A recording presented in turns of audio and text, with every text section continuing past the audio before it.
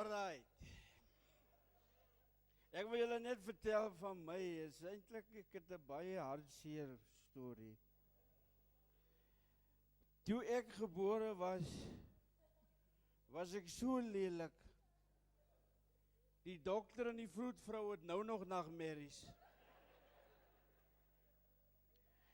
Toe die dokter my daar sien en hy toe sê vir die vroedvrou, vat jy hom en slat hom, laat sy longe vol lig word. Nou vat die vroedvrou my daar, nou weet sy nie of sy my in die nek het, en of sy my in die enkels het nie, want my bokant en my onderkant lyk eners. Maar nou moet hulle my slat, laat hulle net kan sien, waar skree die kind? Waar is sy mond? Nou sê die dokter daar, hy het al lelik gesien, maar die dokter sê, die kind is ordentlik lelik. Die dokter sê, so met 'n lelike mens lyk.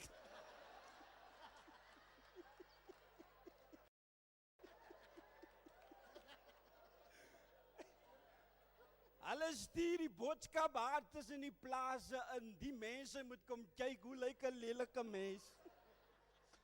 Nou kom die mense met pere en met donkiekarre en met bicyclefietsse. Kom hulle kom kyk, hoe lyk 'n lelike kind. Nou eendag, toe sit ek nou daar, ek het nou 'n bietjie groter geword. Nou sit ek daar, hulle het my toegemaak, want ek het so 'n ou lelike, droë, vaal, kink hoesietjie.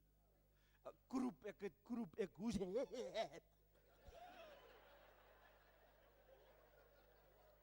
Nou het my ma gesê, maak julle die kind toe daar in die kaja. Laat hy nie 'n trek kry nie. Nou sit ek haar met my plat gesig. En die groot uitbel oë. Hulle is so groot soos daai ou tydse Model T Ford ligte. Nou lyk het my hulle diere deeg gevat vir 'n neus om daar gegooi en hom sulke 2 gate ingedruk.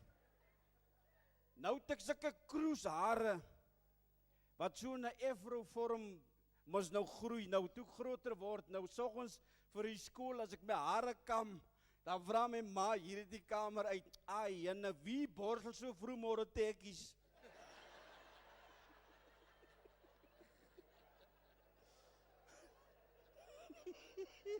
Wat gaan aan? Dat is soos ek sukkel om die hare gekam te kry.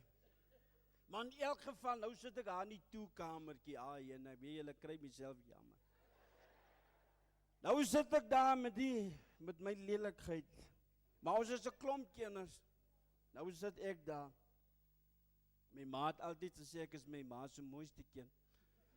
As ek alleen met die huis is.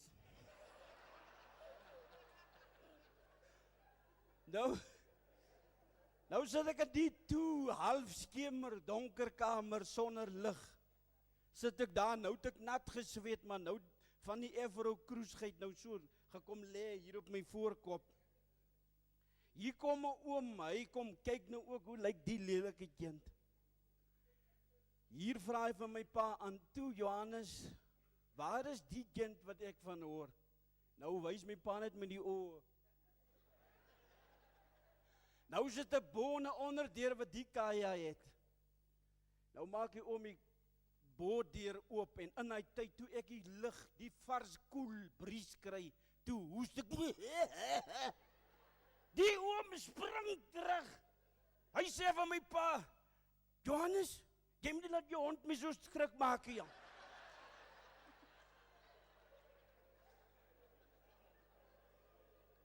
Maar in elk geval, ons is 'n string kinders gewees. Ons was 'n string kinders wat my ma moes swaar groot gemaak het. Ons was so baie.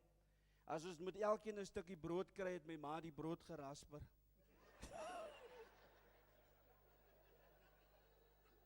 Nou, die eerste ou babietjie van my ma, het sy nou as die ou fopspeen, die dummy, as hy val, dat my ma hom nou gevat en in kookwater gesit en hom mooi gesteriliseer en ook die ou eerste babietjie ook gesteriliseer. By die tweede babietjie, as die fopspeen, die ou dummy val, dat my mam sommer in die voorskoot afgevee en 'n bekend gegee. Toe dit by my kom, ek is mis nou 8ste. Toe dit by my kom, toe die hond nou so mooi geleer, hy bring homself.